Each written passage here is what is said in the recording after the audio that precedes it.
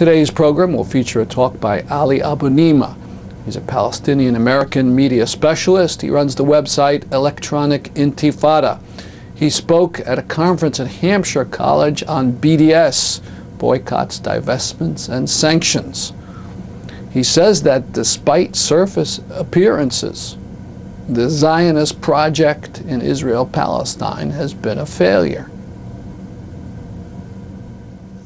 I want to start by asking you, how many of you became active on this issue in the past year? Raise your hands. I see quite a few. Let's give them a round of applause. How many of you have been active for less than 2 years? Okay, that's a few more. How many of you have been active on this issue for 3 years or more? That looks like the largest group. But it's a nice mix, and I think what it shows is that there is a strong base, a strong foundation of people who are absolutely committed to justice in Palestine, and that they're succeeding through their outreach in bringing more people on board all the time. And we have to continue to grow those numbers. A couple of things. You know how Jay Leno does the headlines? No one watches Jay Leno, but you might have seen this yesterday in Yediot Ahronot. I thought I'd share with you.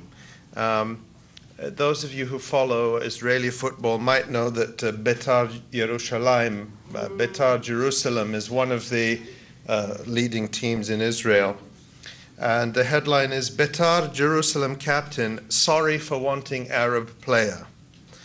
Betar Jerusalem captain Avram Baruchian met Thursday evening with fans belonging to the La Familia organization and apologized for saying he would like to see an Arab player play in the football team. The fans told him they were hurt by the remark he made about 10 days ago at an anti-violence conference. Baruchian said at the end of Thursday's meeting, the most painful thing is that I unfortunately hurt Betar's fans, and I understood that I hurt them very much. It's important for me that the players know and that everyone knows that I'm with them through thick and through thin. It's important for me to stress that I'm not the one who decides on these things, but if at the moment the fans don't want it, there won't be an Arab player in Betar. Israel strikes me today as the only country on earth where public figures and celebrities have to issue tearful apologies for not being sufficiently racist.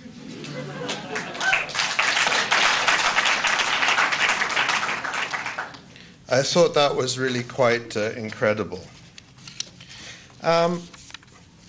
Now, after hearing that, I want to ask you, how many of you have heartburn?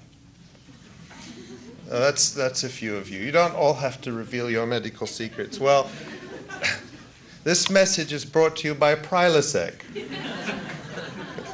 the number one medication for acid reflux disease, most prescribed medication in the world.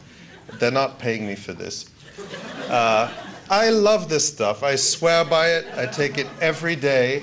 It's the first thing I have before my coffee, and it's fantastic. I have acid reflux. It's a hereditary thing. My mother has it.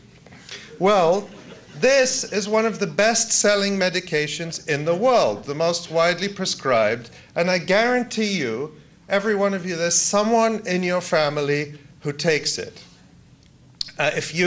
Many of you are too young to take this, but you'll get there. So, it's sold over the counter, but one of the things you'll notice, I noticed this because I buy a lot of Prilosec, is that, just a couple of years ago, it's not the FAA, it's the FDA. The FAA approves our airplanes. The FDA approves our drugs. So the FDA approved generic over-the-counter. The drug is actually called omeprazole. And if you go to any drugstore in the country, to Walmart, to Walgreens, to Duane Reade, to CVS, the generic brand whether it's their store brand, the generic is always made in Israel. Always. They're the only supplier of generic over-the-counter omeprazole. The brand name Prilosec, which is a little more expensive, is made in Sweden. And since we heard this morning that Stockholm City Council got rid of Veolia over its work in the settlements, I think we should tell all our friends and family and relatives to buy the Swedish-made Prilosec.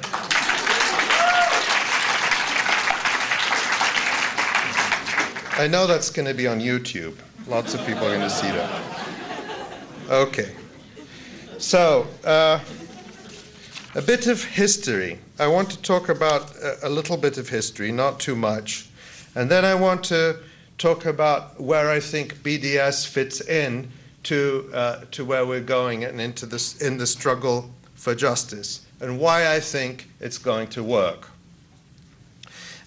If you look at the history of Palestine over the past 62 years, ever since the destruction of much of Palestine and the establishment of the State of Israel on its ashes, I think it can be divided roughly into three phases of roughly 20 years.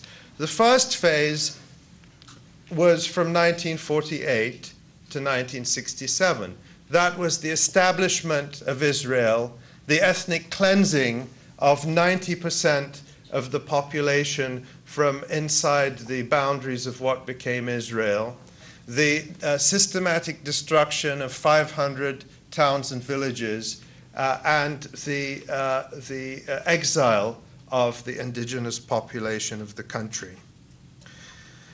And of course, the remaining Palestinians inside Israel subjected to military rule and to continued ethnic cleansing and removal from their land.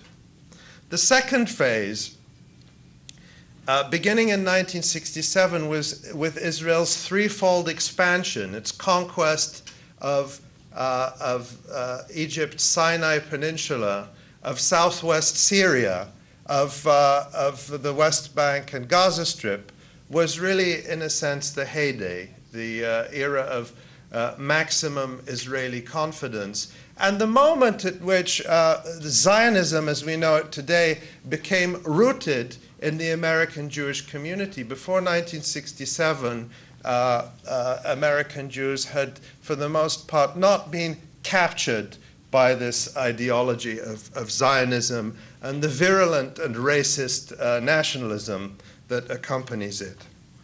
And for Palestinians in the West Bank and Gaza Strip, it was the beginning of the long occupation and colonization that continues to this day. But it was also, from Israel's perspective, a period of what I call a luxury occupation. The Palestinians in the West Bank and Gaza Strip were relatively quiescent. They were a source of cheap labor. Israelis allowed themselves to travel freely throughout the occupied territories, and it was bliss. It was a situation where Israelis said, well, we don't need to, this is fine. We can stay like this as we build settlements. There's no pressure on us to do anything. We don't have to formally annex the West Bank and Gaza Strip, which would require us to give civil rights and voting rights to the Palestinians living there. So we just keep things as they are. This period of luxury occupation ended in 1987 with the beginning of the First Intifada, which I suspect